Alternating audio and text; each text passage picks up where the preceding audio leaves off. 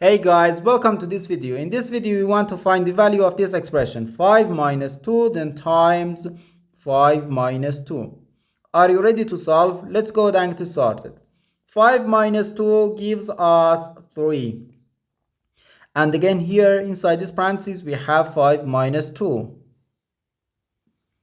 So 3 times 3 which equals 9.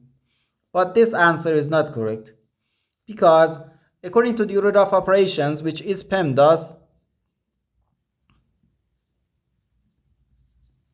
P stands for parentheses, E stands for exponents, M and D stands for multiplication and division, and A and S stands for addition and subtraction.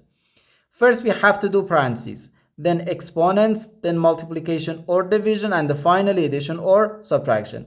Remember that multiplication and division have equal priority and we have to work from left to right. And the same applies to addition and subtraction. In this expression, we have one subtraction, one multiplication, and the one parenthesis. Inside this parenthesis, we have one subtraction. Here we have a multiplication because in mathematics, when a number is placed next to parentheses, it means multiplication, and we usually don't write the multiplication sign for brevity. Okay, so according to the PEMDAS, first we have to do this parentheses, then this multiplication, and finally this subtraction. If we do this subtraction before this multiplication or this parentheses, it is wrong.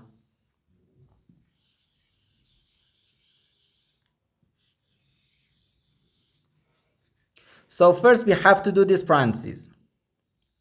Inside this parentheses we have 5 minus 2 which equals 3. So we have 5 minus 2 then times 3.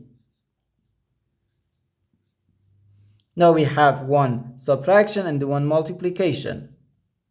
According to the PEMDAS, multiplication has higher priority than subtraction because multiplication comes before subtraction.